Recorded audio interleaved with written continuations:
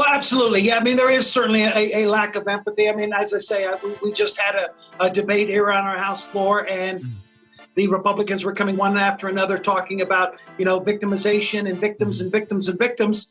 I'm sitting right in front of them.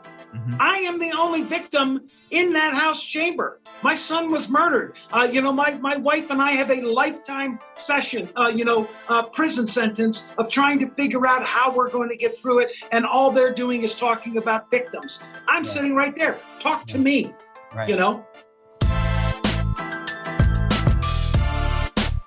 What up? It's Dramos, and this is the recap. Of course, as I do each and every week, breaking down some of the biggest headlines from this last week. And I got to say, this week's show is an incredibly important one. My guest this week is Representative Tom Sullivan out of Colorado.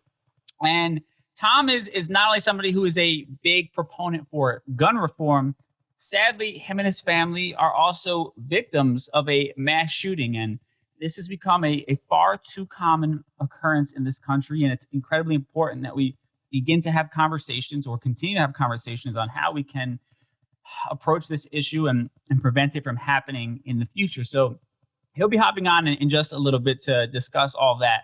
Before he does, though, man, let's get into some of the BS from this last week. Now, this last week, we saw the start of the Derek Chauvin trial, and he is the former Minneapolis police officer who, even more fitting, honestly, he's the bum who murdered George Floyd last year. Now, both the defense for Derek Chauvin and the prosecution, they made their opening arguments, and as to be expected, one of the most damning pieces of evidence presented thus far was the video footage itself presented by the prosecution, which actually ended up being a never-before-seen extended video cut showing Derek Chauvin with his knee on George Floyd's neck for over 9 minutes. Yes, 9 minutes. Now, normally, I'd try and come up with some sort of sarcastic side comment here and try to lighten up the mood a little bit. But to be honest, I mean, after seeing that video again, for the first time in almost a year, I'm a bit overwhelmed, with disgust and honestly just downright sadness as we watched this man, George Floyd, murdered in broad daylight for no good reason by someone who took an oath to protect and serve the public. Now, as the days have gone on, we've also heard from multiple witnesses who were called by the prosecution. And this is where things got, a little spicy. One of the star witnesses for the prosecution was a man who was at the scene that day and also just happens to be a professional mixed martial arts fighter. Now, this is important because he is someone who is trained in the art of chokeholds and submissions, and he was able to give his opinion into the type of submission that was being used on George Floyd and also the effects that something like that would have on a person. Now, his testimony and expertise were, incredibly powerful and downright damning to the defense's case.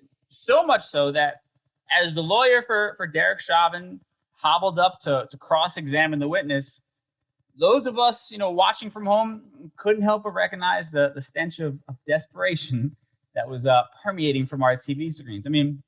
Now I wish I was exaggerating here, but when the defense began to cross-examine the witness, this went from a murder trial to a masterclass on mixed martial arts. I kid you not. We learned all about the different types of martial arts. We watched as two men, debated proper techniques for submissions in the ring, and even how a proper jiu-jitsu tournament is run. Check it out. The notion of a chokehold is very common within the martial arts community, right? That is correct. Submissions. And there are many forms, right? Correct. The referee may come and lift up the person's arm to see if they're conscious or unconscious, right? That's correct. And after those of us watching at home became experts on the world of mixed martial arts, we were then even treated to a live documentary on the witness, Donald Wynn Williams. And we learned all about his rise to stardom from a former college wrestler turned professional MMA fighter. The reality is the only thing we didn't actually learn during all of this was what the hell any of this has to do with the murder of George Floyd. Now, after his line of questioning turned mixed martial arts podcast was over, Derek Chauvin's lawyer then began to try and paint a picture that is more than likely largely responsible for what happened to George Floyd and other people like George Floyd in the past. And that is the age-old stereotype of the angry black man. Chauvin's attorney began a line of questioning where he tried to back the witness, Donald Williams, into a corner and admit that he was angry, i.e., posing a threat to the police. You grew more and more upset. Would you agree with that? Correct. You grew angry, right? I grew control and professionalism. Okay. And while it's obvious that Williams, yoga classes have been paying off because he didn't fall for this bait, I'd like to, speak on behalf of everyone out there and say, duh. We witnessed a man get murdered for no reason. We're all angry. And if you're not angered by what you saw, you need to be locked up right alongside Derek Chauvin. I mean, now, after this all went down, this nonsense we saw from Chauvin's defense attorney, it's obvious that he grew tired from the verbal sparring with the witness and pretty much just, abruptly ended his line of questioning and decided, he was going to take his ball and go home. And it was over and over and over and over again, right? Yes, because I wasn't being heard. Thank you, sir. I have no further questions. Now, the prosecution had no shortage of star witnesses. I mean, another one they called being an off-duty EMT and firefighter who happened to walk up on the scene. And a little side note, actually, before I get into that, something that I observed while all this was going on, and it was Derek Chauvin just furiously taking notes pretty much the entire time. And then, have a process for open discussion and then allow the other side to talk. Okay. Yeah. So, obviously. Like, what could he possibly have been writing down? Like, he looked like me in high school, when I'm pretending to take notes on a lecture, hoping that will, get me out of the teacher calling on me and asking me a question. And listen, my curiosity gets the best of me sometimes. So I actually, couldn't let this go. So I put on my investigative journalist hat and I actually went out and found an anonymous source who was in the courtroom and was able to actually get me a copy of Derek Chauvin's notes. Check it out. Now back to the EMT and firefighter who was on scene. So she actually provided an incredibly moving testimony about how she tried to provide medical attention to George Floyd, but the police on the scene would not let her help. And she was even among the number of people who tried to call the police on, the police. And after licking his wounds, the defense got up once again to cross-examine the witness. And unluckily for him, he messed with the wrong one that day. I mean, after an utterly dumb statement by him, she then hit him with one of the ultimate one-liners and sickest burns that I've seen in my adult life. And again, a stressful situation can impact your memory, right? Absolutely. That's why we're lucky it was videotaped. Right. That's gonna leave a mark. Now, overall, when it comes to Derek Chauvin's attorney, he spent the majority of this week just getting washed up and down that courtroom. I mean, I haven't seen an ass whooping like this on television since Apollo Creed and Rocky IV.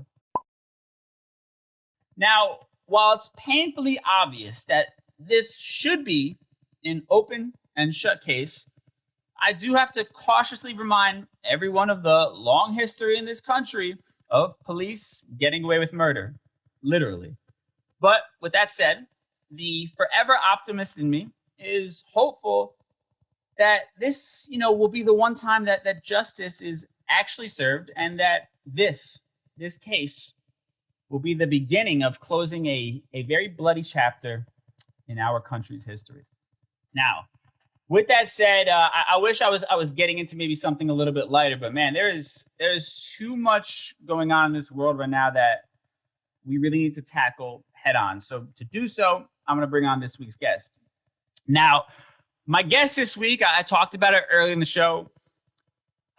He's going to touch on something that I think is heavy on many of our hearts right now, and that is, these mass shootings that we've seen.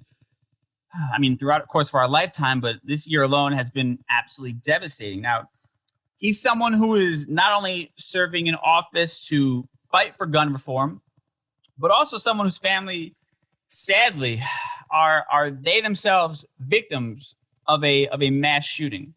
He currently serves in Colorado's 37th district. Representative Tom Sullivan, how we feeling?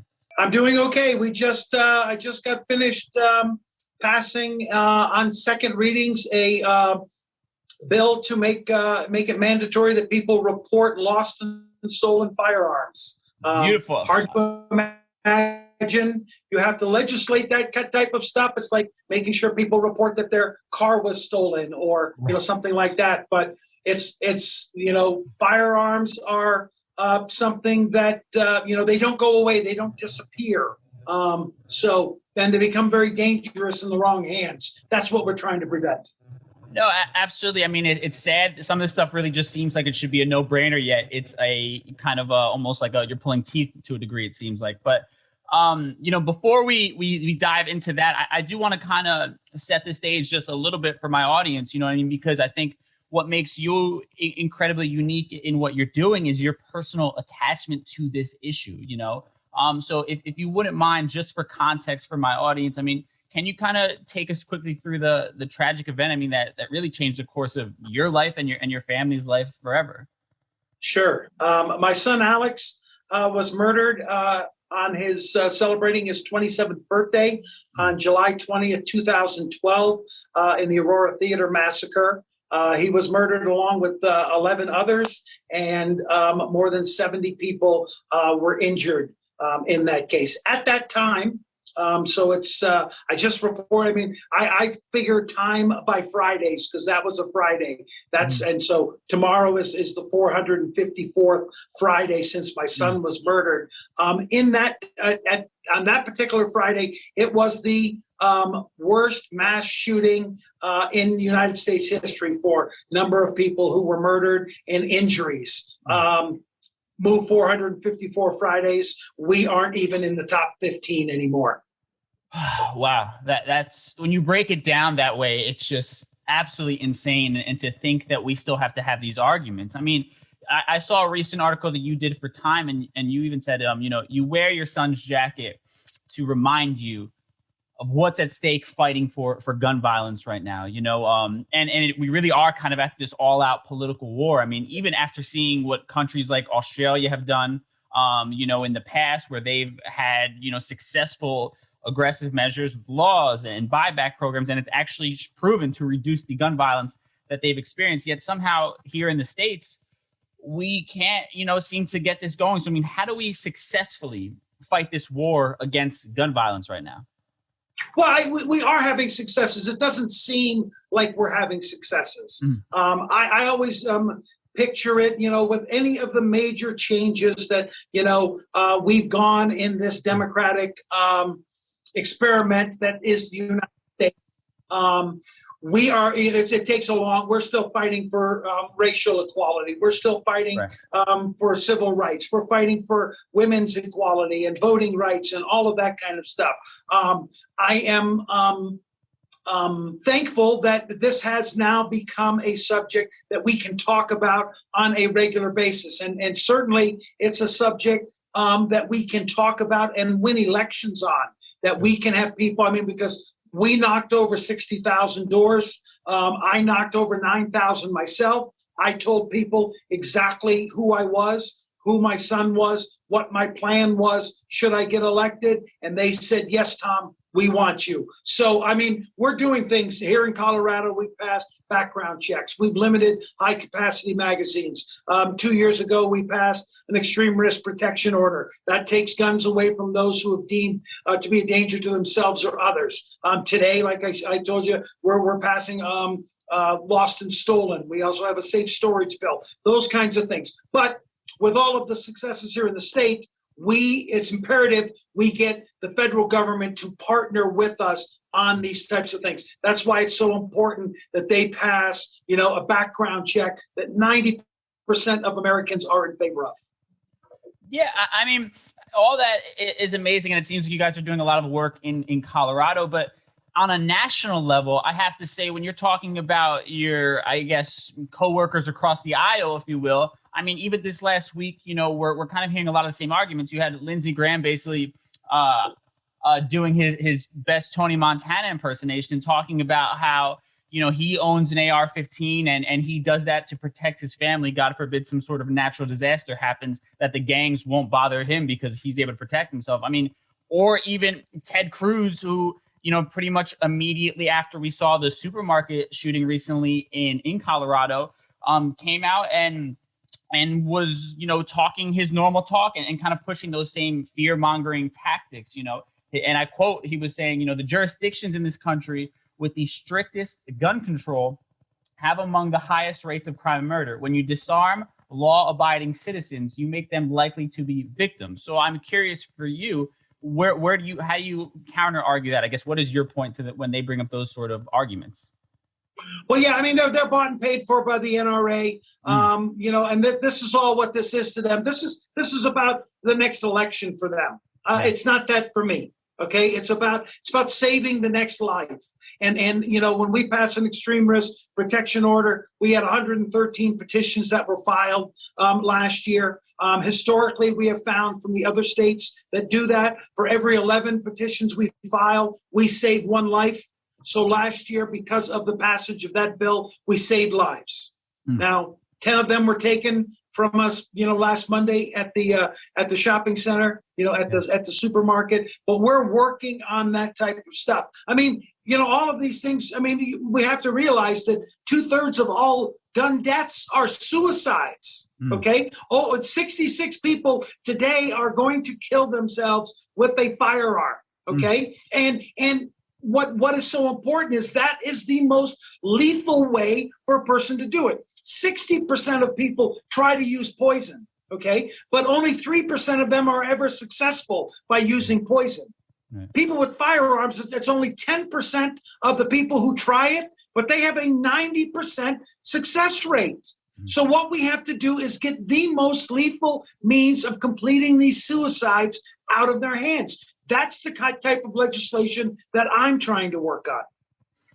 Yeah, I mean, it's when you put it that way, and I feel like that's what ends up getting missed. Like, people, I feel like, make over politicize this, right? We talk about it's a Second Amendment right, all of this, and it almost seems like, and you can probably speak to this even better, there is this lack of empathy, I feel like, in this country for really recognizing how big of an issue this is and how many families have been affected because of gun violence in this country and a sort of lackadaisical approach to it by many of the people put in office.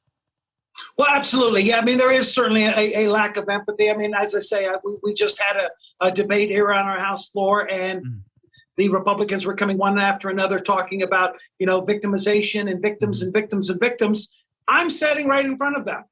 I am the only victim in that House chamber. My son was murdered. My wife and I have a lifetime prison sentence of trying to figure out how we're going to get through it. And all they're doing is talking about victims. I'm sitting right there. Talk to me, right.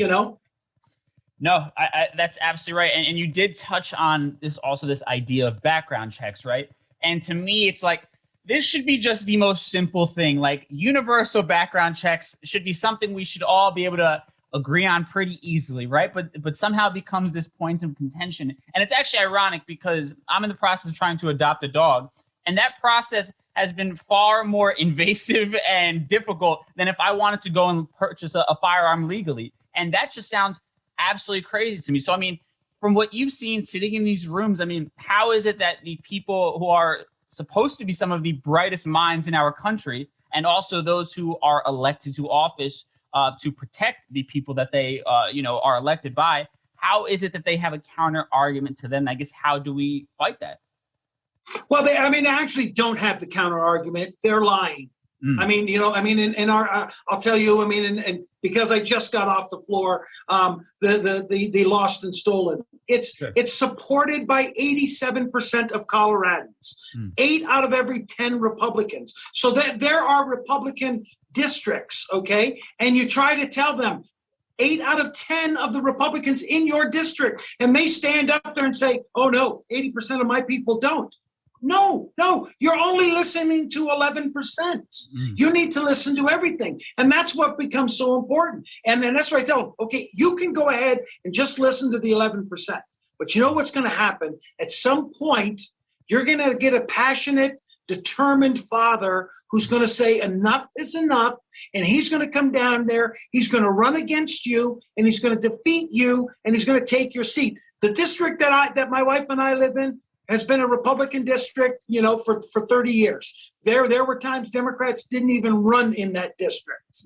And when this happened to us, they stopped talking to me. They wouldn't do anything about it. And I got up and I came after them, and we won. And now we're moving forward. I just won my second term.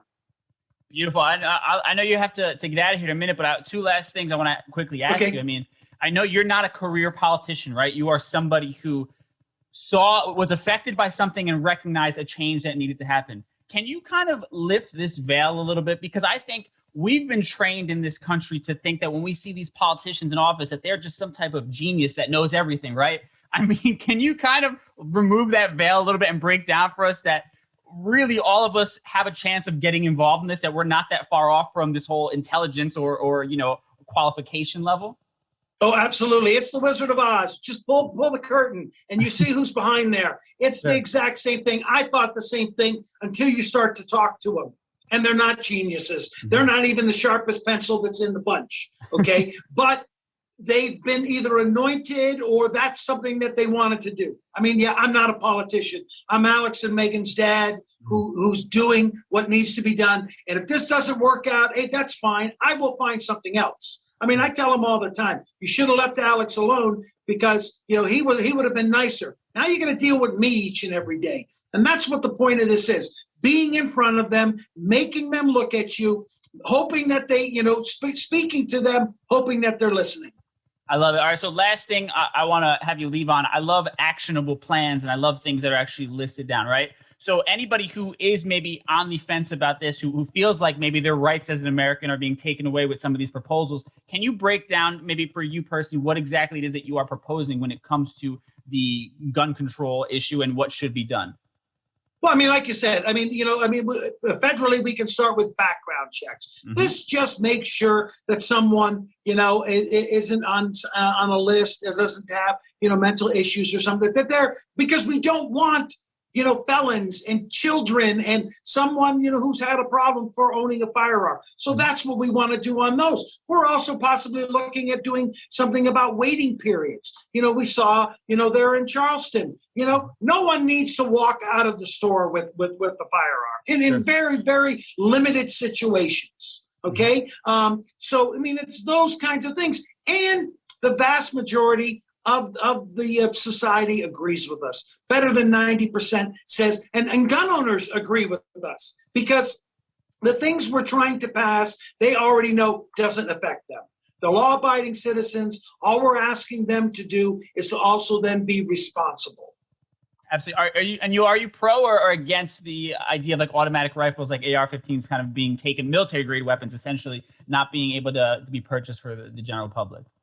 Well, we've done stuff like that before. If people, don't recall the National Firearms Act in 1934, we used to have the gangsters walking around with machine guns. And when they were out muscling law enforcement, we did something. So we have done this kind of thing. You can still own a machine gun in the United States, cost you $10,000. You got to go through the ATF and fill out a form. If you take that machine gun out of state, you have to let them know.